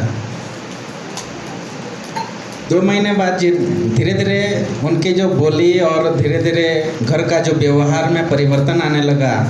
फिर मैं 15 दिन में, कभी हफ्ते में 1 बार सेंटर चला जाता था और धीरे धीरे आदत बन गया कि हर हफ्ते में गुरुवार को तो जाना ही है, किसी भी तरह से जाना ही है। और उसके पहले का अनुभव ऐसा था, थोड़ा सा छूट गया, सुनने लायक है, क्योंकि बाबा में लगन थी इतनी कि बाबा के घर में जाए बिना तो चलते नहीं थे, मन नहीं मानता था। तो जब गर्मी के महीना था, गर्मी के महीनों में दोपहर में सब लोग रेस्ट करते हैं, तो घर से हमारा सेंटर 15 किलोमीटर है, पास में सेंटर नहीं था। 15 किलोमीटर उस समय हमारे घर में बाइक भी नहीं हुआ करता था, सिर्फ एक टूटी फूटी 2 साइकिलें थी। और मैं दोपहर में सब लोग जब सो जाते थे, उस धूप में साइकिल पकड़ के 15 किलोमीटर एक नदी पार करके जाता था और मुरली पढ़ के वापस फिर आ जाता था। 2 मिनट 5 मिनट बस बाबा को याद करके आ जाता था। और बहनों की बहुत सहयोग रही शुरू से हमारी, कि जो बाबा के बच्चे निमित्त थे वहाँ पे, उनके इतना सहयोग रहा कि मैं ज़िंदगी भर नहीं भूल सकता। उनके सहयोग के बिना हमारे परिवार का भी नहीं होना था। उस टीचर बहन की भी काफ़ी सहयोग थी कि उन्होंने मेरे वजह से दोपहर को दरवाज़ा खुला रख देते थे, नहीं तो दरवाज़ा बंद करके सोते थे। और वो दरवाज़ा बंद करते थे, वैसे ही नॉर्मली कुंडी लगता था और मेरे को अंदर से एक थोड़ा छेद सा था, उसमें से हाथ जाता था और दरवाज़ा खुल जाता था। और किसी को नहीं पता था, वो सिर्फ मुझे पता था। और विश्वास भी इतना था कि मैं जाता था, उनको उठाता भी नहीं था, मैं जाता था, धीरे से खुलता था, बैठ जाता था, बाबा के पास मुरली पूरा पढ़ता था, 5 मिनट बाबा को याद करके वापस आ जाता था। इसी तरह सिलसिला कई दिनों तक चली। उसके बाद 2-3 महीने के बाद बहनें तैयार हो गए, लौकी की बहन है, 2-3 बहनें रहते थे घर में, कुमारी थे। तो बहनों को जब कोर्स कराया, उनका दिल हुआ कि हम भी आश्रम जाएं। और मुझे तो पूरा ही इच्छा था कि मैं तो चाहता था कि पूरे बहनें समर्पित हो जाएं, पर बोल नहीं पाता था घर में। लेकिन मैं तब से जब थोड़ा सा योग का असर होने लगा, तो मैं समझ गया कि लोगों को बोलने से या युक्ति से कुछ भी मैं करूं नहीं हो सकता है, मेरे में वो ताकत नहीं है। अगर मैं बाबा को ही बोलता रहूं तो वो बाबा में वो ताकत है जो हमारे पूरे परिवार की मन को परिवर्तन कर देगा और ये एक दिन छोड़ देंगे। और धीरे धीरे ऐसे पूरी रात बैठा रहता था, बाबा को कहता था, बाबा माँ बाप को समझा दो, उनके मन को परिवर्तन करवा दो, ताकि बहनों को भी सेंटर छोड़ दें। और ऐसी रीति से धीरे धीरे बहनें जाने लगे सेंटर कुछ दिन बाद। और एक बार गया मैं, पहली बार, जो बड़ी बहन थी उसको छोड़ के आ गया सेंटर, बोला नहीं था घर में। मैंने कहा 1 जोड़ी ड्रेस अलग से ले लो, किसी को मत बताना। और 2 ही जोड़ी लेके, 1 जोड़ी पहनी थी, 1 जोड़ी साथ में लेके लिफाफे में उसको छोड़ के आ गया मैं सेंटर में। और जब आने लगा, बोले कहाँ है? मैंने कहा कुछ काम था तो वो कल छोड़ देंगे या मैं लेने चला जाऊंगा, 1 दिन के लिए रोक लिए हैं। और अगले दिन लेने नहीं गया, 1 हफ्ता रुक गई वो। उसके बाद धीरे धीरे ऐसे 15 दिन 20 दिन ऐसे बीच में छोड़ते आज के डेट में उस बाबा की याद के द्वारा जो परिवर्तन हुआ, मेरी एक लौकिक सिस्टर वहाँ पे टीचर बहन समर्पित है, सेंटर संभालती है और मुझे खुला छूट है। ना घर में कोई पैसे की मांग है, ना मेरा कोई ऐसी चीज़ें, कभी कभी ज़रूरत पड़ता है तो थोड़े दिन के लिए बुला लेते हैं। और कुछ दिन बाद फिर बाबा ने मधुबन जाने का भी मौका दिया, मधुबन में सेवा के निमित्त बनाया।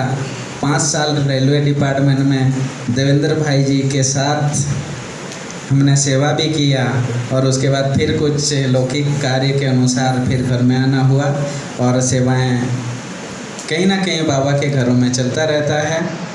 लेकिन बाबा ने कई सारी परिस्थितियों, ज्ञान मार्ग में आने के बाद आप लोगों को अनुभव होगा, स्थिति परिस्थितियां चलते रहते हैं, लेकिन जब हम दिल से कह देते हैं, एक बार कह देते हैं कि बाबा जैसे हूँ, जो भी हूँ मैं तेरा हूँ, तो बाबा वो कभी हमारा हाथ नहीं छोड़ता है। किसी ना किसी रूप से वो अपना बना के रखता है, संभाल लेता है हर परिस्थिति में। और आगे चलने के लिए रास्ता भी कहीं ना कहीं, कई बार ऐसे अनुभव होता है, हजारों अनुभव, मेरे तो बहुत सारे अनुभव ऐसे हैं जब हम बहुत टूट जाते हैं। कई परिस्थितियां ऐसे आते हैं जो बहुत टूट जाते हैं, लेकिन लगता है कि सारे दरवाजे बंद हो गए, लेकिन थोड़े से ही समय जब धीरज रख लेते हैं, बस इतना ही सोच लेते हैं चलो जो भी है पर बाबा तो है, कुछ करेगा, इतना जब दिल को तसल्ली दे देते हैं, कुछ समय बाद 10 दरवाजे खुले हो जाते हैं हमारे लिए। ये मेरा प्रैक्टिकल अनुभव है और इसी अनुभव के साथ मैं जीवन में आगे बढ़ रहा हूँ और बढ़ता रहूँगा। चाहे ज़िंदगी में कुछ भी हो जाएगा, सारी दुनिया छोड़ दूँगा, बाबा को नहीं छोड़ सकता। हम बाबा तो ये भी कहते हैं, या दुनिया में भी कहें तो एक दूसरे से जब प्यार हो जाता है किसी को तो कहते हैं कि दुनिया छूटती है छूट जाए, तेरा साथ नहीं छूटना चाहिए। तो हम भी वैसे ही हैं ना, बाबा के उस परमात्मा के प्यार में ऐसे खोए हुए, लव में लीन ऐसी आत्माएं हैं कि हम सब के अंदर से भी यही निकलता है कि कुछ भी हो जाए, कुछ भी छूट जाए या सब कुछ ही क्यों ना छूट जाए, लेकिन एक का हाथ और साथ ना छूटेगा, ना हम छूटने देंगे और ना वो छोड़ने वाला है। तो ऐसी पक्की डोरी बांधी है ना सभी ने कि वो ही हमें छोड़े ना पाए। रिक्वेस्ट करूंगी हमारे बहुत ही खास अतिथि जो आज हमारी इस सभा की शोभा है, जिनके सतर्क रहने से ही हम आराम के जीवन व्यतीत कर रहे हैं, आराम से अपने घरों में रहते हैं, तो मैं बुलाना चाहूँगी आपकी बहुत जोरदार तालियों के साथ श्री प्रशांत जी, MHC हैं।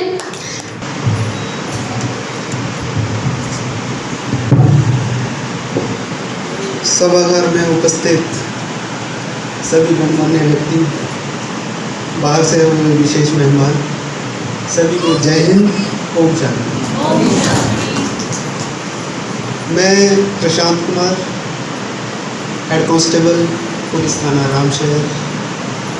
SHO साहब से निवेदन किया गया था कि आज के इस कार्यक्रम में उपस्थित हो, परंतु आप सभी को पता है कि पुलिस का कार्य जो है कितना बिजी शेड्यूल है, तो किसी केस में बिजी होने के कारण SHO साहब नहीं आ पाए, तो उन्होंने मुझे अपने नुमाइंदे के तौर पर, अपने थाना के रिप्रेजेंटेटिव के तौर पर इस कार्यक्रम में भेजने के लिए आपके समक्ष जाने के लिए कहा था। और बहुत खुशी है, मैं फर्स्ट टाइम इस संस्था के किसी कार्यक्रम में आया हूँ और जितने भी यहाँ पर गणमान्य मेहमान बैठे हैं, इन्होंने अपने अनुभव शेयर किए, सुनकर बहुत अच्छा लगा। अनुभव हमें हर क्षण, हर व्यक्ति, हर किसी व्यक्ति विशेष, इवन इस संसार में बेजुबान भी जो हमारे जानवर हैं, हर एक प्राणी, जब भी हम किसी से मिलते हैं एक अनुभव की प्राप्ति होती है। एक 18 वर्षीय जवान, एक 18 वर्षीय बालक जिसे कहेंगे, 18 साल का भर्ती हो गया था, जिसको कि अभी अपने फ्यूचर के बारे में भी इतना कुछ ज़्यादा नहीं इसलिए सोचा नहीं था। पहले हम सोचते थे कि चलो पुलिस महकमा है, देखते थे बच्चे जैसी धारणाएँ होती हैं। कभी गए नहीं थे थाने में, कभी किसी पुलिस अफसर से मिले नहीं थे, पर कुछ धारणाएँ ऐसी थी कि नेगेटिविटी थी। पर जब हमने डिपार्टमेंट ज्वाइन किया, धीरे धीरे इसकी कार्यप्रणाली देखी, इसका वर्क देखा, इसकी वर्किंग देखी, किस स्थिति में पुलिस की संस्था है और इसके जितने भी ब्राह्मण परिवार जिसे आप लोग कहते हैं, बहुत ही शालीनतापूर्वक इनका व्यवहार है। हमारे स्टाफ से भी है, हमारे थाने में भी है और बहुत ही अच्छे नेक विचार रखते हैं। और मैं आप सभी का फिर से पुनः धन्यवादी हूँगा। अपने समस्त जो भी मेरे साथ यहाँ पे मेरे साथी विराजमान और पूरे प्रभारी थाना की तरफ से मैं आप सभी का धन्यवादी हूँ कि आपने हमें इस काबिल समझा कि हम आपके इस कार्यक्रम में आज आपने हमें अतिथि के रूप में स्वीकारा है। बहुत बहुत धन्यवाद। जय हिंद। अब आप आते रहेंगे क्योंकि ब्रह्मा कुमारी ईश्वरीय विश्वविद्यालय में हम जो ये मेडिटेशन सिखाते हैं, ये 7 डेज का कोर्स रहता है बेसिक। तो मैं ज़रूर आप सभी से रिक्वेस्ट करूंगी, हमारे मुख्य अतिथियों से, कि वे ज़रूर ये कोर्स तो ज़रूर करें अवश्य, जिसमें हमें स्वयं की पहचान मिलती है, परमात्मा की पहचान मिलती है। कैसे हम, आपने बहुत अच्छा कहा कि जब हम किसी भी कार्य क्षेत्र को उसमें जाते हैं, अपने लिए एक प्रोफेशन के रूप में ही चाहे उसको हम चुनते हैं, तो पहले कैसी भी धारणा हो, लेकिन जब तक हम उसमें अंदर नहीं गए हैं, उस सिस्टम को नहीं समझा है, हम उसके प्रति पॉजिटिव रह नहीं सकते हैं या हो नहीं सकते हैं, उसकी गतिविधियों को समझ नहीं सकते हैं। तो इसीलिए मैं पुनः रिक्वेस्ट करूँगी कि आप ज़रूर हमारे पास रोज़ आएँ, और ताकि हम एक जो रूहानी हमारा परिवार है, अलौकिक परिवार है, उसमें और आप नज़दीकी अनुभव करें, उसके साथ साथ परमात्मा के साथ भी नज़दीकी को अनुभव करें। तो अभी इसी के भाई जी से पुनः रिक्वेस्ट करूंगी कि वह सेंटर स्टेज श्री प्रशांत भाई जी।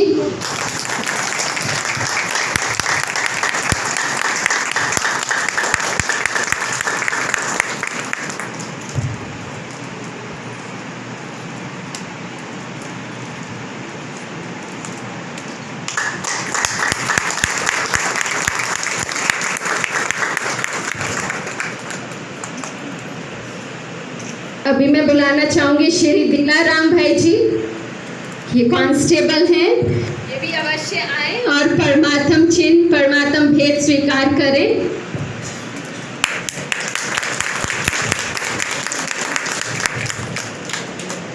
बाबा परमात्मा शिव पिता तो सदा ही कहते हैं हमें क्या करना है, जागना है और जगाना है।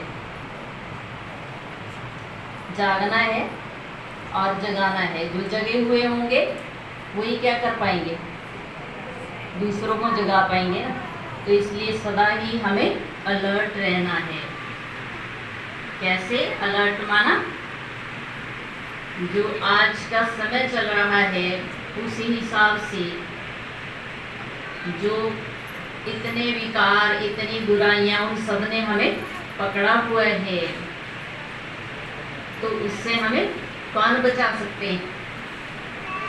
शिव बाबा ही तो हमारे परम रक्षक है ना। तो वही जैसे हम उनको याद करते जाते हैं तो सदा ही हमारी सुरक्षा होती रहती है। तो आप सभी आज बाबा के घर में आए और ऐसे ही आते रहें, हम तो यही चाहते हैं। तो मधुबन से भी भाई बहनों के अनुभव आपने सुने, इतनी दूर से आप सबके पास मधुबन ही चल के आ गया, ये कितनी बड़ी बात है। और साथ में हमारे पुलिसकर्मी भाई बहन यहाँ पर आपकी सेवा में सदा ही हाजिर है और हम सब यहाँ पर सेवाधारी ही हैं। तो हमें सबसे बड़े सेवाधारी कौन है? परमात्मा, जो सदा ही हमारी सेवा में तत्पर रहते हैं। तो उनका हाथ और साथ हमें मिला है। तो जो परमात्मा हमारे साथ है तो कोई भी बात बड़ी है ही नहीं। तो बहुत दूर दूर से यहाँ पर भाई बहन आए हैं। आप सभी का, जलंधर निवासी आए हैं, शिमला से भाई बहन आए हैं, मधुबन से आए हैं और यहाँ लोकल भी हमारे भाई बहन पहुँचे हैं।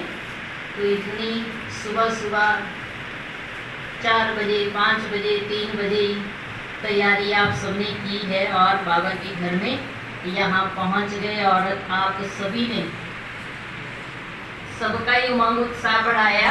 और सबसे बड़ी जो परमात्मा हमें सिखाते हैं सेवा, वो क्या है?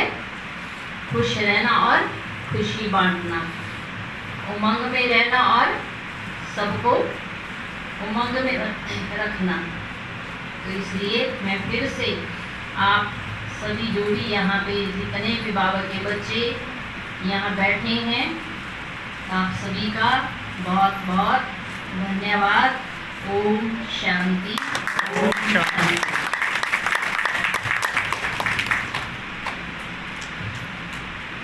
तो दीदी ने भी आप सबका धन्यवाद किया, हम भी आपका धन्यवाद करते हैं।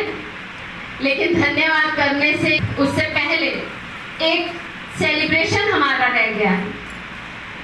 जैसे भाई जी ने भी कहा कि वे आज प्रथम बारी यहाँ आए हैं और हम सब बाबा के बच्चे तो जानते ही हैं कि बाबा कहते हैं कि जब भी हम परमात्मा के घर में पहली बारी आते हैं तो ओरिजिनल में वो दिन हमारा जन्मदिन है।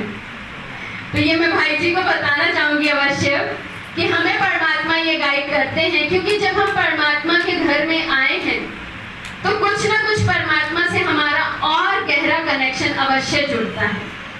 तो जब आत्मा का परमात्मा से कनेक्शन जुड़ता है, असल में आत्मा को जीवन जीना तभी आता है। इसलिए कहा जाता है कि जब भी हमें परमात्मा संदेश मिले, परमात्मा के घर में आने का अवसर मिले और जब हम प्रथम बार आए तो उस दिन हमारा जन्मदिन है।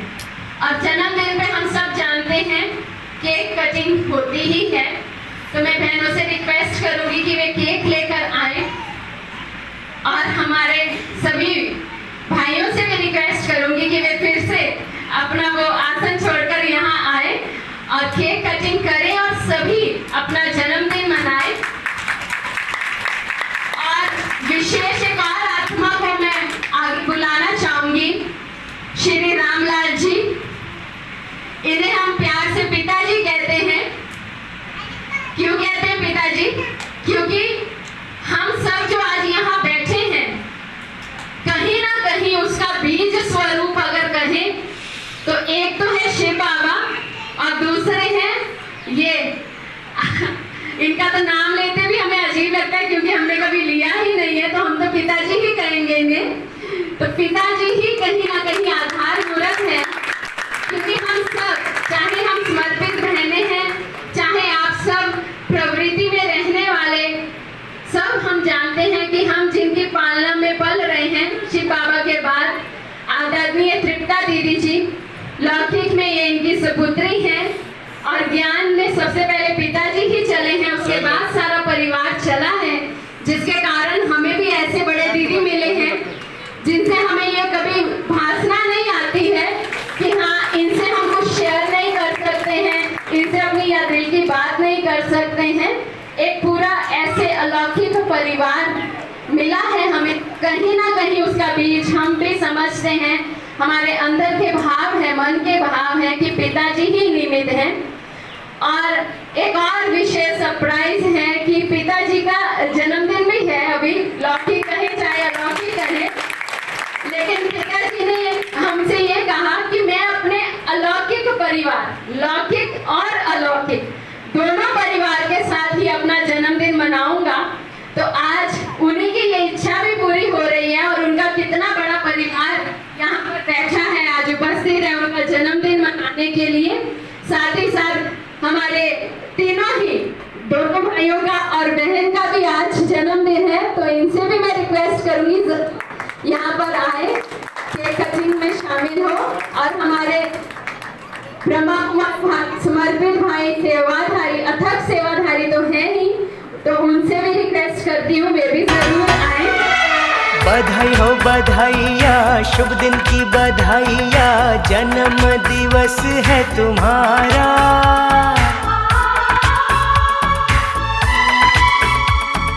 हर पल सुखदाई हो, खुशियों की कमाई हो, रोशन हो तुम्हारा ये जहां। बधाई हो बधाइया, शुभ दिन की बधाइया, जन्म दिवस है तुम्हारा। हर पल सुखदाई हो, खुशियों की कमाई हो, रोशन हो तुम्हारा ये जहां, रोशन हो तुम्हारा।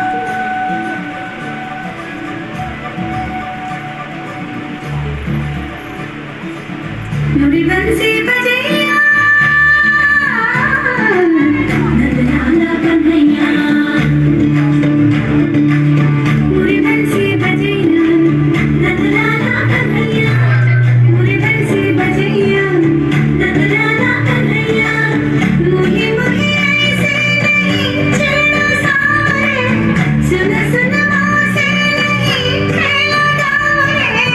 जाके श्रोता से दूंगी रे, कान्हा सो जा सगा, कान्हा सो जा जरा। लुक छुप के तकियों ना भूमि, कान्हा सो जा सगा, कान्हा सो जा जरा। नैना से ना छुड़ो भूमि, कान्हा सो जा सगा, कान्हा सो जा जरा। कान्हा सो जा सगा, कान्हा सो जा जरा।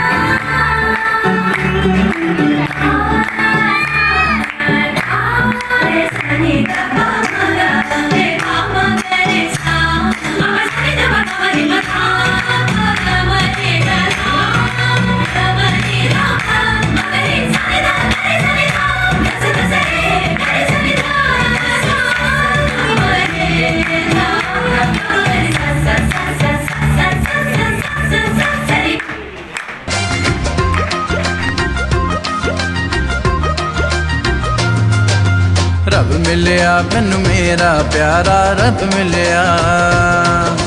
रब मिलिया मैनू मेरा प्यारा, रब मिलिया। सोचिया नहीं सी जो कुछ मैनू सब मिलिया, सोचिया नहीं सी जो कुछ मैनू सब मिलिया, सब मिलिया। रब मिलिया मैनू मेरा प्यारा, रब मिलिया। रब मिलिया मैनू मेरा प्यारा, रब मिलिया।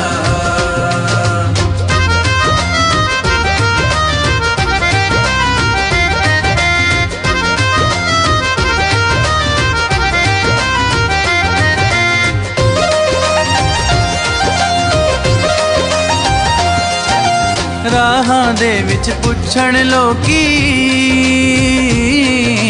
तेरी खुशी दा कारण की। केड़ी तेरी लगी लॉटरी, सानू भी जरा दस ते सही। राह दे विच पुछण लोकी, तेरी खुशी दा कारण की। केड़ी तेरी लगी लॉटरी, सानू भी जरा दस ते सही। आण के मेरा हथ उस फड़िया, मेरा दिल खिड़िया। आण के मेरा हथ उस फड़िया, मेरा दिल खिड़िया। रब मिलिया मैनू मेरा प्यारा, रब मिलिया।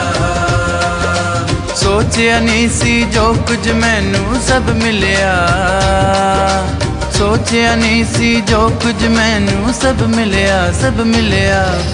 रब मिलिया मैनू मेरा प्यारा, रब मिलिया। रब मिलिया मैनू मेरा प्यारा, रब मिलिया।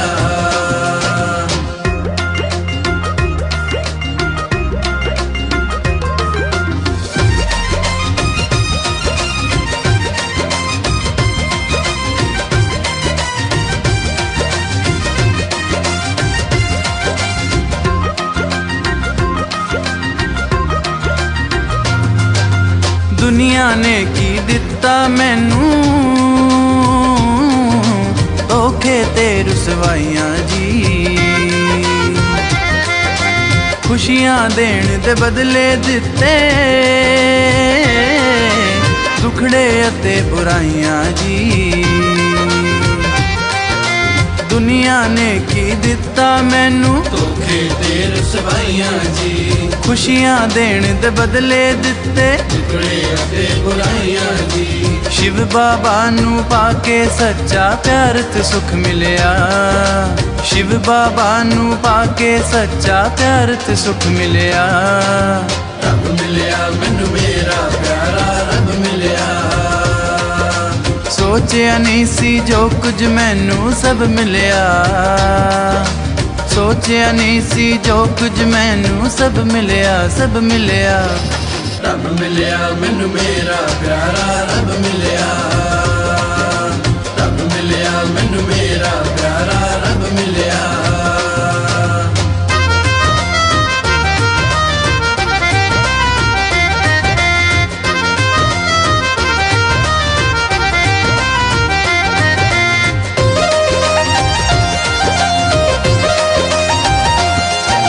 जी हजूरी करनी ओहदी मन्नांगे गल सारी। लैण न देनी अपने दिल तो।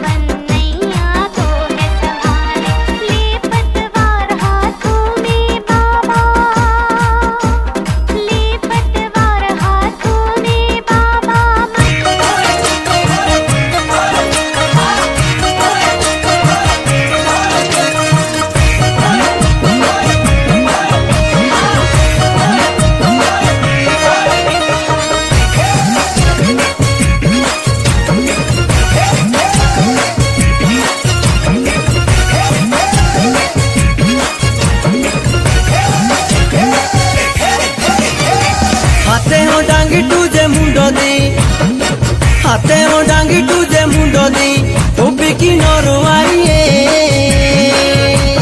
नाटी नाटी नाटी नाटी ऐसे नाटी सिर मोरवाइए नाटी नाटी नाटी नाटी ऐसे नाटी सिर मोरवाइए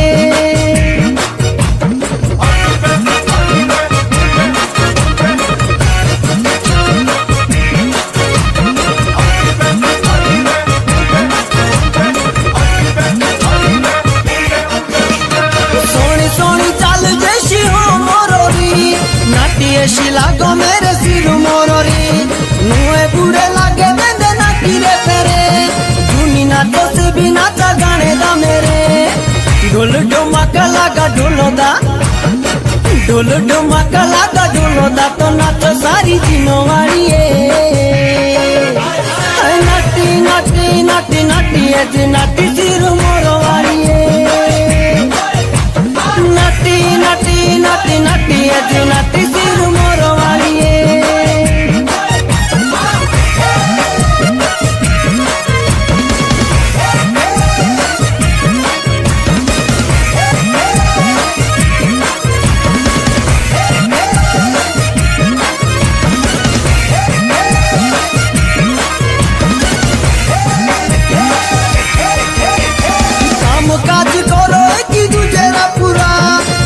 बिना यारों के तो लागो है पूरा मिली जुलियों के काटो दुनियादारी ऐसी हो तो ऐसी सिर मोरोरी यारी प्यार मोहब्बत है दिलो दे प्यार मोहब्बत है दिलो दे रे खाना खाऊं एक ही तारी नाटी नाटी नाटी नाटी ऐसी नाटी सिर मोरोवारी नाटी नाटी नाटी नाटी ऐसी नाटी सिर मोरवाड़ी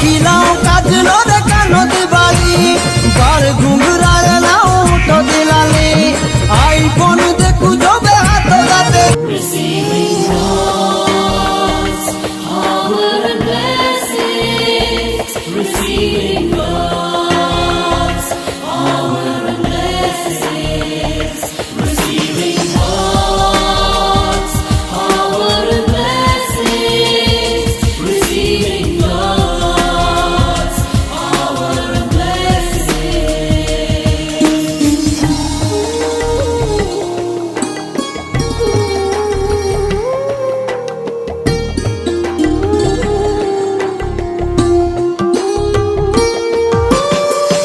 ना तृष्णा में ना माया में ना बाधा में ना बंधन में जीवन रख दे प्रभु के शरण में जीवन रख दे प्रभु के शरण में सच्चा सुख है समर्पण में our blessings, receiving God's our blessings, receiving God's our blessings, receiving God's our